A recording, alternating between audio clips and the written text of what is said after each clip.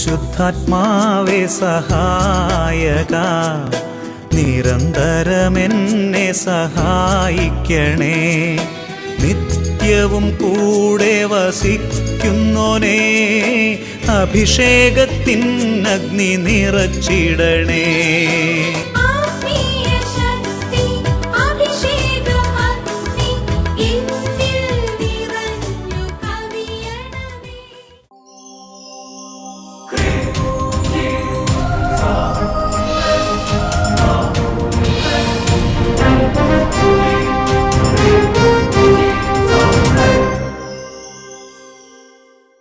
Praise the Lord. Praise the Lord. Hallelujah. Hallelujah. യേശുവേ നന്ദി, യേശുവേ നന്ദി, യേശുവേ ആരാധന. യേശുവേ ആരാധന. അഭിഷേകാഗ്നിയുടെ എല്ലാ പ്രേക്ഷകരെയും യേശുക്രിസ്തുവിൻ്റെ ധന്യനാമത്തിൽ സ്വാഗതം ചെയ്യും. പ്രിയപ്പെട്ട സഹോദരങ്ങളെ, ഓരോ ഞായറാഴ്ചകളിലും ദൈവജനം ഈ ശുശ്രൂഷയിൽ പങ്കുചേരുന്നത് എത്രയോ അനുഗ്രഹങ്ങളാണ് പ്രാപിക്കുന്നത്. ഇതിനെല്ലാം കാരണം ഞങ്ങളുടെ പ്രിയപ്പെട്ട സേവർക്കാൻ വട്ടായ അച്ഛനാണ്. അച്ഛനെ പ്രത്യേകം ഓർക്കുകയാണ്. ഒപ്പം അഭിഷേകാഗ്നി ശുശ്രൂഷയിൽ ഇപ്പോൾ നമുക്ക് വചന ശുശ്രൂഷ തന്നുകൊണ്ടിരിക്കുന്ന ബിനോയ് കരിമരുന്നേൽ അച്ഛനെയും സോജി ഓലിക്കൽ അച്ഛനെയും ഓർക്കുന്നു. അവരെല്ലാം കൂട്ടായ്മയിൽ നമുക്ക് ഈ ശുശ്രൂഷയിൽ പങ്കുചേരാം. പ്രിയപ്പെട്ട ദൈവമക്കളെ, നിങ്ങളുടെ പ്രാർത്ഥനകൾ നിയോഗങ്ങൾ സമർപ്പിക്കുന്നതോടൊപ്പം നമ്മുടെ സങ്കടങ്ങളും വേദനകളും ദുഃഖങ്ങളും സമർപ്പിച്ച് പ്രാർത്ഥിക്കണം. അതിന് ആ ദുഃഖങ്ങളെല്ലാം മാറാൻ ഈ ശുശ്രൂഷയിൽ നമ്മൾ ആദ്യമേ തന്നെ ദൈവത്തെ കുറേ സമയം സ്തുതിച്ച് പ്രാർത്ഥിക്കും. ആ സ്തുതിപ്പിൻ്റെ സമയത്ത് തന്നെ ദൈവത്തിൻ്റെ ശക്തി നമ്മളിലേക്ക് ഇറങ്ങി വരും. പരിശുദ്ധാത്മാവിൻ്റെ വലിയ സാന്നിധ്യം അപ്പോൾ നിറയും, അല്ലേ? നമ്മൾ അപ്പസ്തോല പ്രവർത്തനം 1-ാം അധ്യായത്തിൽ 14-ാമത്തെ തിരുലിഖിതം കാണുന്ന ഇങ്ങനെയാണ്: ഇവർ ഏക മനസ്സോടുകൂടെ പരിശുദ്ധ അമ്മയോടൊപ്പം പ്രാർത്ഥനയിൽ മുഴുകിയിരുന്നു. അപ്പോഴാണ് പരിശുദ്ധാത്മാവിൻ്റെ അഭിഷേകം വ്യാപരിച്ചത്. അപ്പോൾ ഈ അഭിഷേകാഗ്നി ശുശ്രൂഷയിൽ പങ്കുചേരുമ്പോൾ കുടുംബം മുഴുവൻ ഒരുമിച്ച് പ്രാർത്ഥനയിൽ മുഴുകിയിരുന്ന് തുറന്നു കേൾക്കുന്ന വചനങ്ങളൊക്കെ സ്വീകരിച്ച് ദൈവത്തെ കുറേ സമയം സ്തുതിച്ച് ആരാധിച്ച് പ്രാർത്ഥിക്കണം. അപ്പോൾ കർത്താവിൻ്റെ വലിയ ഒരു സ്നേഹം നമ്മളിലേക്ക് നിറയുകയും ആ സ്നേഹ അനുഭവത്തിൽ നമുക്ക് ജീവിക്കാൻ പറ്റും. നമുക്കൊന്ന് പ്രാർത്ഥിക്കാം. ഇപ്പോൾ ഈ വചനം കേൾക്കാനിരിക്കുന്നവർ അതെല്ലാവരും, കുടുംബത്തിലെല്ലാവരും എഴുന്നേറ്റ് നിൽക്കാൻ പറ്റുന്നവരെല്ലാം എഴുന്നേറ്റ് നിൽക്കുക. ഇനി രോഗികളായിട്ടാണോ നിങ്ങൾ കസാരയിൽ ഇരുന്ന് ഈ ശുശ്രൂഷയിൽ പങ്കുചേരണം. 2 കരങ്ങൾ ഉയർത്തിപ്പിടിക്കുക. ദൈവത്തിൻ്റെ വലിയ സ്നേഹം നമ്മളിലേക്ക് നിറയുന്ന സമയം സ്വരമുയർത്തി ഉച്ചത്തിൽ എല്ലാവരും സ്തുതിക്കട്ടെ. ഹല്ലേലൂയ, ഹല്ലേലൂയ, ഹല്ലേലൂയ, ഹല്ലേലൂയ. യേശുവേ ആരാധന, ആരാധന. ഉച്ചത്തിൽ വിളിച്ച് പ്രാർത്ഥിക്കട്ടെ. പരിശുദ്ധൻ ബലവാനേ നീ, പരിശുദ്ധൻ അമർത്യനേ നീ, പരിശുദ്ധൻ കൃപ തൂകണമേ കരമടിച്ച്. പാവനനേ നീ, പരിശുദ്ധൻ ബലവാനേ നീ, പരിശുദ്ധൻ അമർത്യനേ നീ, പരിശുദ്ധൻ കൃപ തൂകണമേ എന്നും. കരമുയർത്തിയടിച്ച്. പാവനനേ നീ, പരിശുദ്ധൻ ബലവാനേ നീ, പരിശുദ്ധൻ അമർത്യനേ നീ, പരിശുദ്ധൻ കൃപ തൂകണമേ എന്നും. കരങ്ങൾ താഴ്ത്തി കുടുംബത്തിൽ മാതാപിതാക്കളും മക്കളും ഒരേ കൂട്ടായ്മയിൽ പ്രാർത്ഥിക്കുകയാണ്. യുവതിയുവാക്കന്മാർ പ്രാർത്ഥിക്കട്ടെ, നവദമ്പതിമാർ പ്രാർത്ഥിക്കട്ടെ, രോഗികൾ പ്രാർത്ഥിക്കട്ടെ, വേദനിക്കുന്നവർ പ്രാർത്ഥിക്കട്ടെ. സങ്കടങ്ങളെല്ലാം ഈശോയ്ക്ക് കൊടുത്ത് പരിശുദ്ധനായ ദൈവത്തെ ആരാധിച്ച് പ്രാർത്ഥിക്കട്ടെ.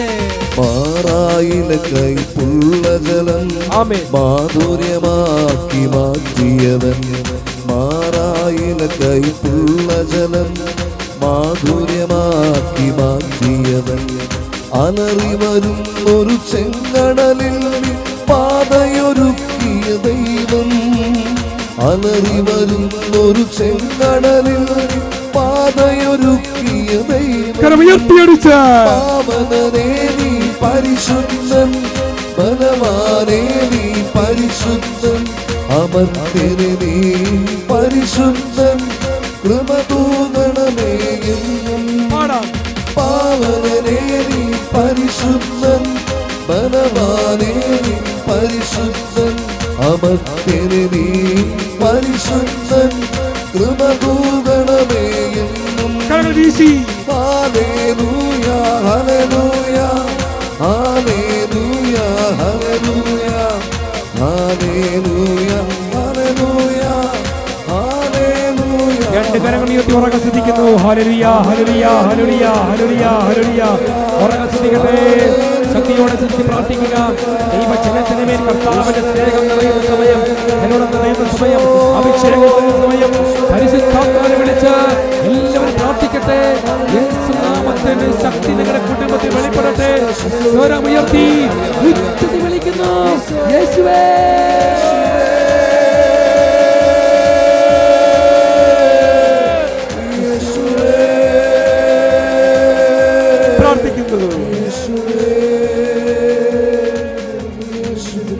എല്ലാ കുടുംബങ്ങളും ദൈവത്തിന്റെ ശക്തി വ്യാപരിക്കട്ടെ. പരിശുദ്ധ ശക്തി വ്യാപരിക്കട്ടെ. യേശു നാമത്തിന്റെ ശക്തി നിങ്ങളുടെ കുടുംബങ്ങളിൽ നിറയട്ടെ. എല്ലാവരുടെ കണ്ണുനീരൊപ്പുന്ന അത്ഭുത അഭിഷേകം ഇന്ന് ഈ രാത്രിയിൽ നിങ്ങളുടെ മേൽ വീശട്ടെ എന്ന് പ്രാർത്ഥിക്കുന്നു. ആമേൻ.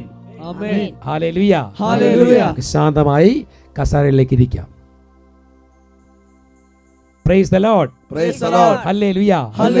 പ്രിയപ്പെട്ട സഹോദരങ്ങളെ, ദൈവസന്നിധിയിൽ നമ്മളെ തന്നെ സമർപ്പിച്ച് പ്രാർത്ഥിച്ച് നമ്മുടെ കുറവുകളും ബലഹീനതകളും ഏറ്റുപറയുമ്പോൾ കർത്താവ് നമ്മളെ അനുഗ്രഹിക്കും. നമുക്ക് കുറവുകളും ബലഹീനതകളും ഉണ്ട്. ചില ബലഹീനതകൾ നമ്മളെ തകർത്ത് കളയും. എന്നാൽ അത് മനസ്സിലാക്കി ദൈവത്തെ വിളിച്ച് പ്രാർത്ഥിച്ചാൽ ദൈവം ആ കുടുംബത്തിൽ അത്ഭുതം പ്രവർത്തിക്കും.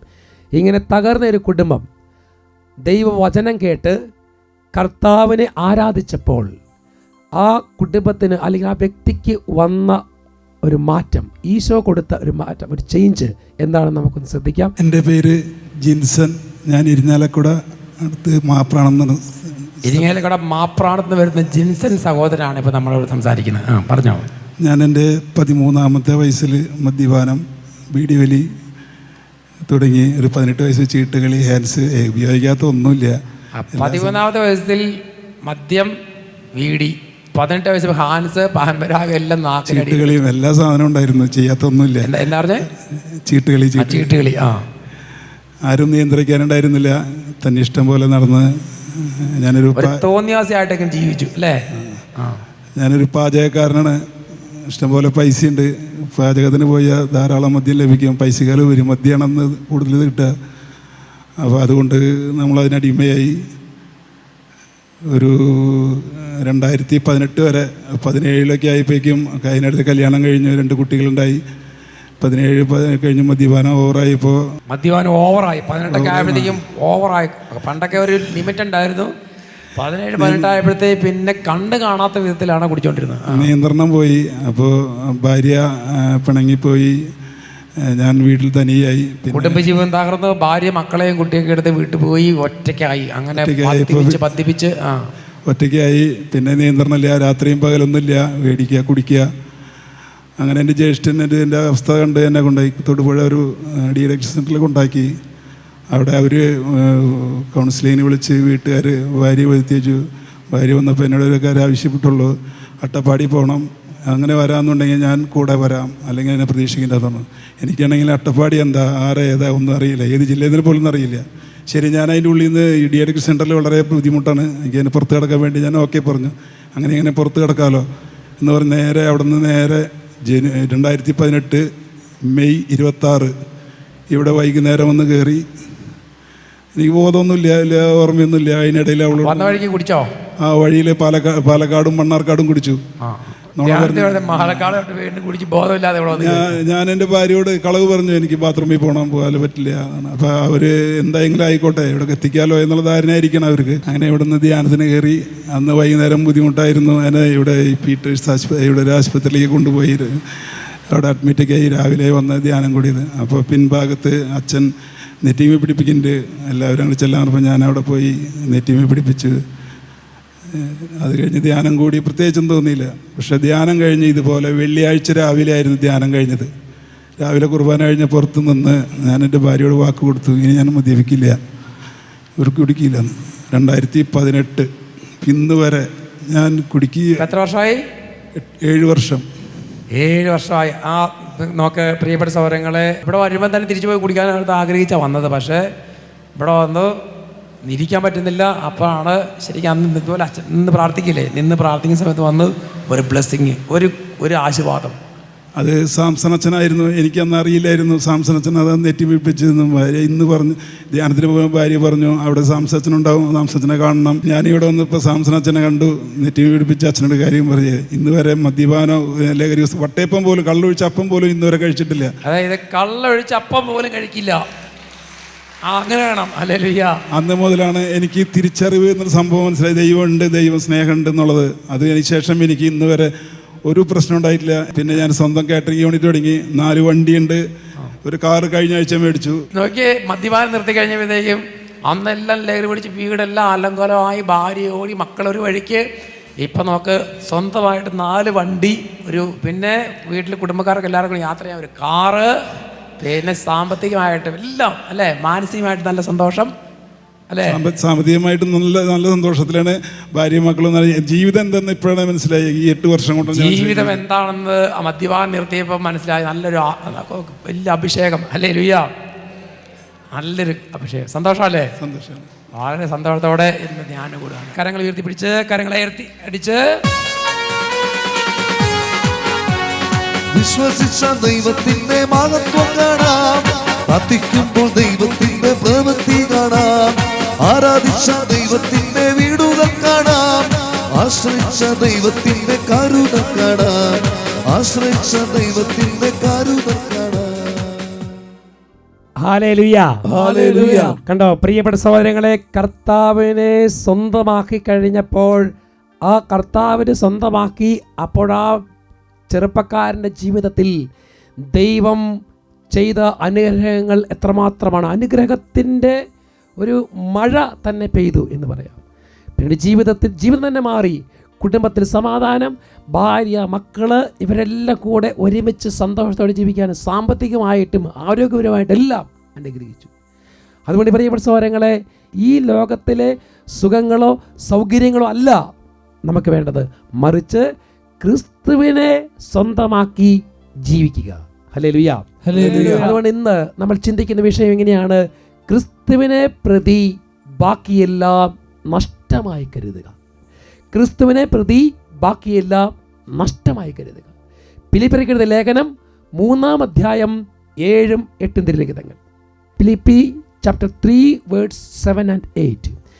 ഇവയെല്ലാം ക്രിസ്തുവിനെ പ്രതി നഷ്ടമായി ഞാൻ കണക്കാക്കി. ഇവ മാത്രമല്ല, എൻ്റെ കർത്താവായ യേശു ക്രിസ്തുവിനെ പറ്റിയുള്ള ജ്ഞാനം കൂടുതൽ വിലയുള്ളതാകയാൽ സർവവും നഷ്ടമായി തന്നെ ഞാൻ പരിഗണിക്കുന്നു.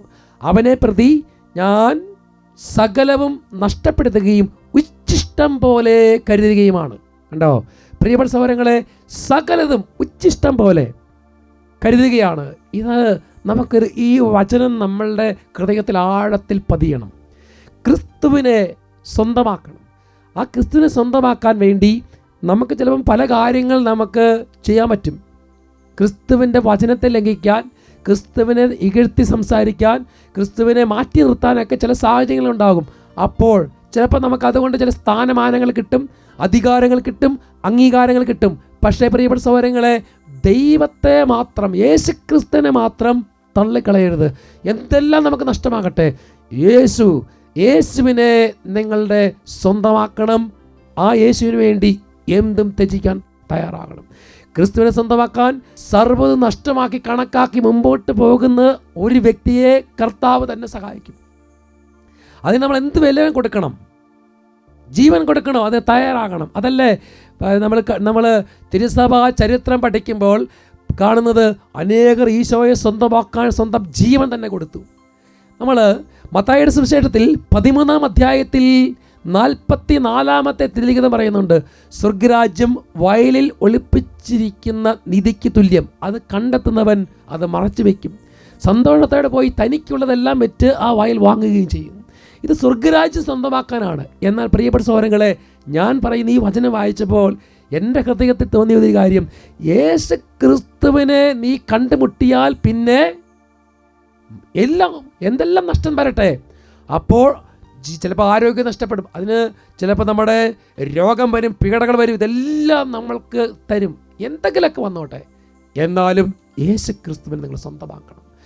സകലതും കൊടുത്തിട്ട് കർത്താവിനെ സ്വന്തമാക്കണം. ഈ ലോകത്തിൽ നിങ്ങൾ എന്തെല്ലാം നേടിയാലും ഈശോയെ നേടിയില്ലെങ്കിൽ പ്രിയപ്പെട്ട ദൈവമക്കളെ ഒന്നുമില്ല. തൊട്ടടുത്ത വചനം തന്നെ മത്തായി 13:46 അവൻ വിലയേറിയ ഒരു രക്തം കണ്ടെത്തുമ്പോൾ പോയി തനിക്കുള്ളതെല്ലാം വിറ്റ് അത് വാങ്ങുന്നു. ഈ 2 വചനങ്ങളിലൂടെ ഞാൻ നിങ്ങൾക്ക് നൽകാൻ ഉദ്ദേശിക്കുന്ന ഒരു സന്ദേശം ഇത്രയേ ഉള്ളൂ. യേശു ക്രിസ്തുവിനെ സ്വന്തമാക്കുക.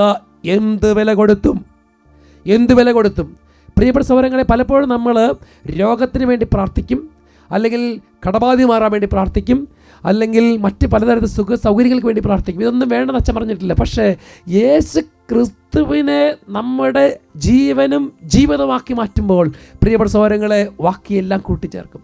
പിന്നെ നമുക്കെല്ലാം സ്വീകരിക്കാൻ റെഡിയാവും, നമ്മളെ തന്നെ റെഡിയാക്കും കർത്താവ്. അതാണ് പരിശുദ്ധാത്മാവിൻ്റെ പ്രവൃത്തി. ഈ വചനം പറയുമ്പോൾ, ഈ വിഷയത്തെക്കുറിച്ച് ചിന്തിക്കുമ്പോൾ എനിക്ക് തിരുസഭയിലെ വലിയൊരു വിശുദ്ധയുടെ കാര്യം ഓർക്കുകയാണ്. ഹംഗറിയിലെ വിശുദ്ധ എലിസബത്ത് ആൻഡ്രൂ 2 രാജാവിൻ്റെ മകളായിരുന്നു. ചെറുപ്പം മുതലേ പരിത്യാഗ പ്രവൃത്തി, ഉപവാസം, പ്രാർത്ഥന, യേശു ക്രിസ്തുവിനെ സ്വന്തമാക്കാൻ വേണ്ടി ജീവിതത്തെ തന്നെ വിലയായി കൊടുത്ത് ജീവിച്ച ഒരു രാജകുമാരിയായിരുന്നു എലിസബത്ത്. അവളുടെ പ്രായപൂർത്തിയായപ്പോൾ ലൂയിസ് 4 എന്ന് പറയുന്ന രാജാവിനെ തന്നെ വിവാഹം ചെയ്യും. വിവാഹം ചെയ്ത് രാജകൊട്ടാരത്തിൽ ചെല്ലുമ്പോൾ അവൾ ചിന്തിച്ചത് എങ്ങനെയാണ്? പൈസ എന്ന് പറഞ്ഞാൽ ദരിദ്രർക്ക് കൊടുക്കാനുള്ളതാണ്. ദരിദ്രർക്കും പാവപ്പെട്ടവർക്കും രോഗികൾക്കും അവർക്ക് എന്ത് ചെയ്യും? ഇവള് കാണുന്ന ദരിദ്രർക്ക്, ആ കൊട്ടാരത്തിൽ വരുന്ന എല്ലാ പാവപ്പെട്ടവർക്കും ധാരാളം വാരി കൊടുക്കും.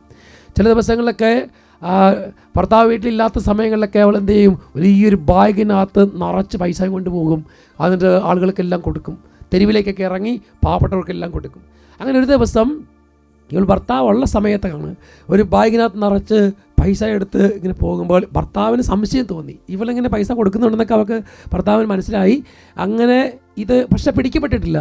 അപ്പോൾ ഈ ബാഗും എടുത്തുകൊണ്ട് പോകുന്ന എലിസബത്തിനോട് ഭർത്താവ് പറയും, അവിടെ നിൽക്കുന്നത്. എന്നിട്ട് ആ ബാഗ് തുറന്നു നോക്കുമ്പോൾ നിറച്ച് പൈസ ആയിരുന്നു. പക്ഷേ ഭർത്താവ് ഈ ബാഗ് തുറക്കും, അപ്പോൾ ബാഗിനകത്ത് നിറച്ചും പൂക്കളാണ്, റോസാപ്പൂക്കൾ. അപ്പോൾ എന്ത് ചെയ്യും? ഭർത്താവ് അതിൽ നിന്നൊരു പൂവെടുത്തിട്ട് ആ ബാഗ് അടച്ചിട്ട് വരും, നീ കൊണ്ടുപോക്കണം പറയും. അങ്ങനെ അവളെ കൊണ്ടുപോയി അതെല്ലാം കൊടുത്തിട്ട് തിരിച്ചു വരും.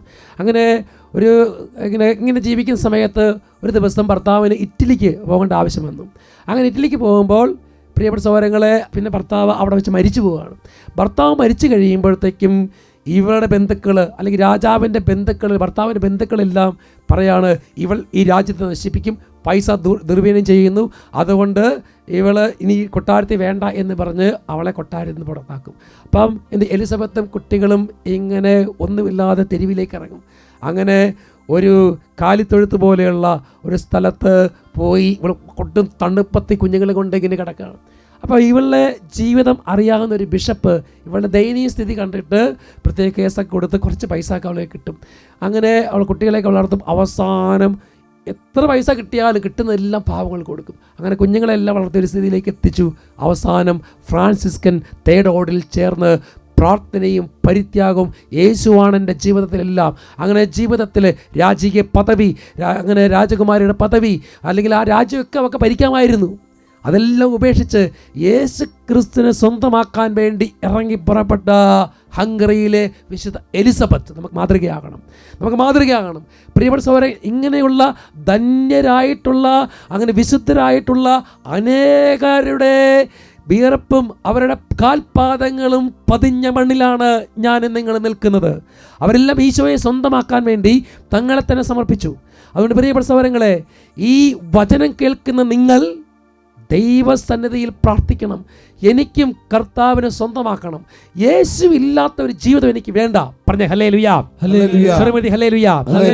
കർത്താവിനെ സ്വന്തമാക്കി ഈ വചനം കേൾക്കുമ്പോൾ പ്രിയപ്പെട്ട സഹോദരങ്ങളെ, നിങ്ങൾക്ക് ഉള്ളിൽ ഒരു തീ ഉണ്ടാകണം. എനിക്ക് എൻ്റെ യേശു ക്രിസ്തുവിനെ സ്വന്തമാക്കണം.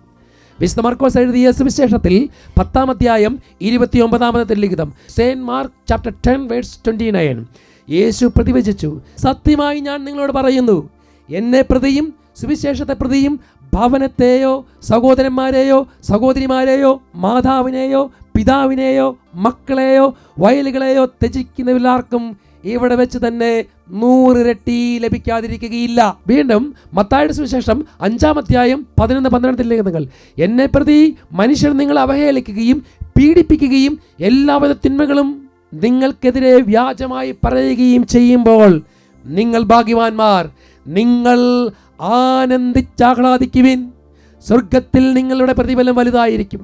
നിങ്ങൾക്ക് മുമ്പുണ്ടായിരുന്ന പ്രവാചകന്മാരെയും അവർ ഇപ്രകാരം പീഡിപ്പിച്ചിട്ടുണ്ട്. ഹല്ലേലൂയ. പ്രിയപ്പെട്ട സഹോദരങ്ങളെ, കർത്താവിനെ പ്രതി സഹിച്ച് വേദനിച്ച അനേകം മക്കളുണ്ട്. അവരൊക്കെ ഒരിക്കലും ദൈവത്തെ തള്ളി പറഞ്ഞിട്ടില്ല. യേശുക്രിസ്തുവിന് എൻ്റെ ജീവിതത്തിൽ മുഖ്യസ്ഥാനം, അവൻ ഇഷ്ടമില്ലാത്ത, ഈശോയ്ക്ക് ഇഷ്ടമില്ലാത്ത ഒരു പ്രവൃത്തി ഞാൻ ചെയ്യുകയില്ല. അധികാരങ്ങളാകട്ടെ, സ്ഥാനമാനങ്ങളാകട്ടെ, അല്ലെങ്കിൽ പണമാകട്ടെ, പദവിയാകട്ടെ, പുല്ല് പോലെ വലിച്ചെറിഞ്ഞിറങ്ങി വന്ന അനേകർ ഇന്ന് ലോകത്തിലുണ്ട്.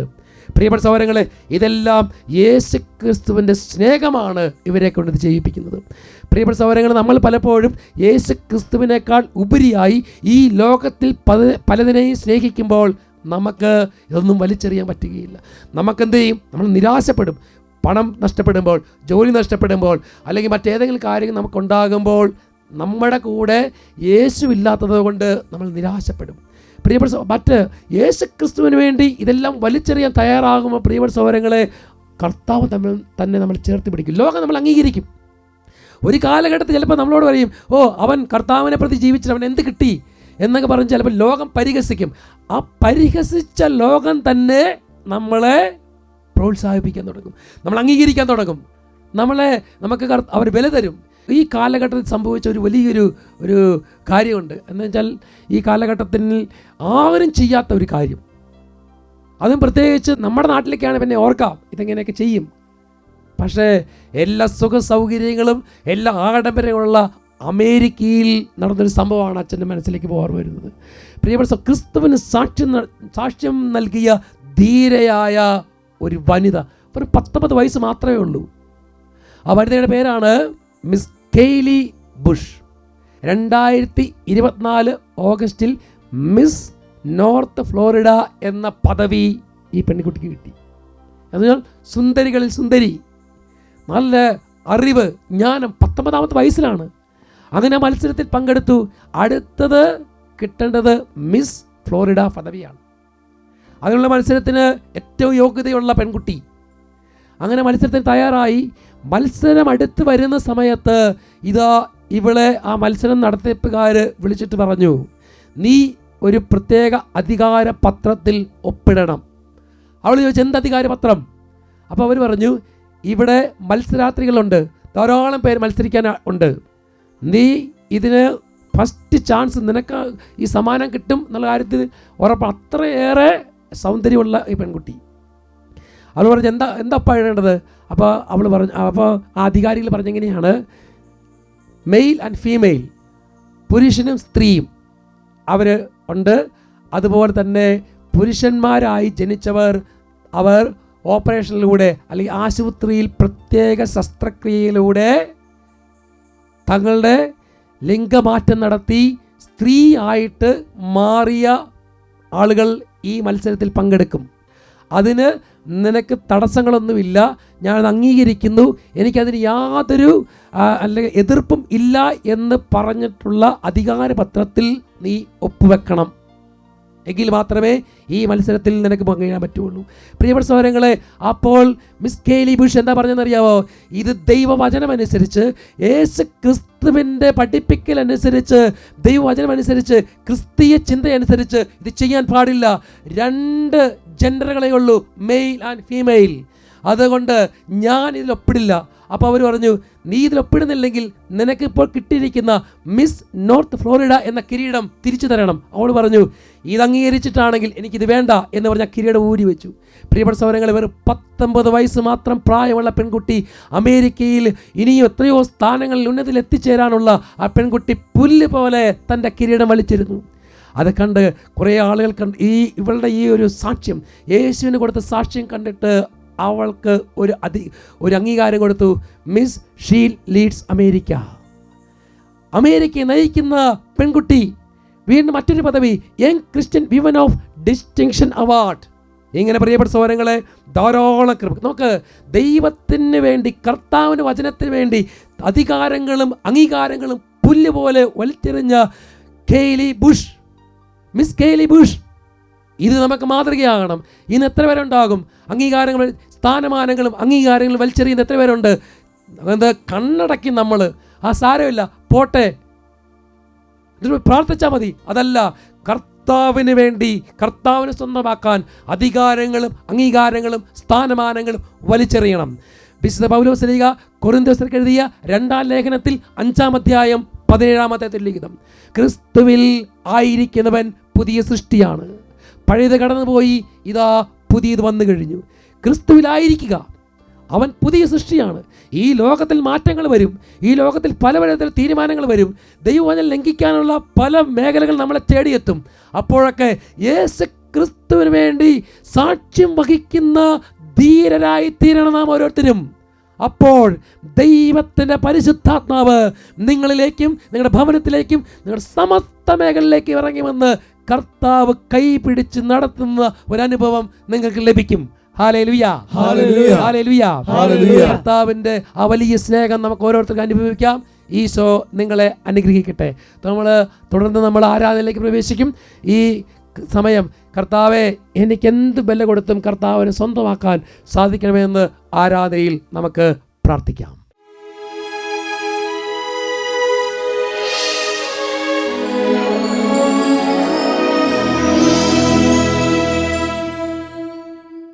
ഈശോയിൽ പ്രിയപ്പെട്ട ദൈവമക്കളെ, ദിവ്യകാരുണ്യനാഥന്റെ മുമ്പിൽ നമ്മളായിരിക്കുകയാണ്. യേശുവിനെ പ്രതി എല്ലാം ഉപേക്ഷിക്കാനും അവിടുത്തെ സ്വന്തമാക്കാനും നമുക്ക് ഓരോരുത്തർക്കും സാധിക്കട്ടെ. യേശുവിനെ സ്വന്തമാക്കിയവർക്ക് പിന്നെ കർത്താവിനോട് എന്തും ചോദിക്കാം. ഈ പ്രാർത്ഥനയുടെ സമയത്ത് നിങ്ങൾ നിങ്ങളുടെ സങ്കടങ്ങളും വേദനകളും എല്ലാം കർത്താവിനോട് പ്രാർത്ഥിക്കുക. ഹൃദയത്തിലെ ഭാരങ്ങളെല്ലാം ഈശോയ്ക്ക് സമർപ്പിക്കുക. അവർ നമ്മളെ അനുഗ്രഹിക്കും.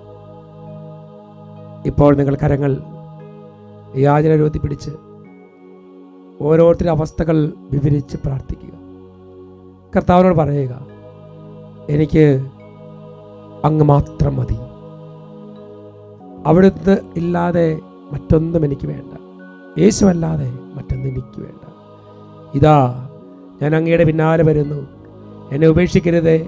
എനിക്കങ്ങ് ദാനമായി നൽകിയിരിക്കുന്ന എല്ലാം കർത്താവേ, അത് എനിക്ക് സ്വന്തമായി സ്വീകരിച്ച് നന്ദി പറഞ്ഞുകൊണ്ട് ജീവിക്കാൻ എനിക്ക് കൃപ നൽകണം. ഈ ലോകത്തിലെ ശക്തികളും അന്ധകാരങ്ങളൊന്നും ഞങ്ങൾ കീഴ്പ്പെടുത്താതിരിക്കട്ടെ. 2 കരങ്ങൾ ഉയർത്തി കർത്താവിനെ സ്നേഹിച്ച് നിങ്ങൾ പ്രാർത്ഥിക്കുക. എല്ലാവരും ദൈവകൃപയ്ക്ക് വേണ്ടി പ്രാർത്ഥിക്കുന്നു. കരങ്ങൾ ഉയർത്തി ഈശോയെ, എനിക്ക് അവിടുന്ന് മാത്രം മതി, മറ്റൊന്നും എനിക്ക് വേണ്ട എന്നാഗ്രഹിച്ച് എല്ലാവരും ഉച്ചത്തിൽ വിളിച്ച് പ്രാർത്ഥിക്കുന്നു. യേശുവിനെ മാത്രം ഉച്ചത്തിൽ വിളിച്ച് ബാക്കിയെല്ലാം മാറ്റുക തീരുമാനിക്കുക. യേശുവിനെ മാത്രം നൽകുക, ജീവിതം മുഴുവൻ സമർപ്പിച്ച് മാറ്റുക, ഹൃദയ ഭാരങ്ങൾ സമർപ്പിച്ച് രോഗങ്ങൾ സമർപ്പിക്കുക. സൗഖ്യങ്ങൾ സംഭവിക്കട്ടെ, വിടുതലുകൾ സംഭവിക്കട്ടെ. പ്രാർത്ഥിക്കുന്നു. തീരുമാനം ചെയ്തു പിന്നീ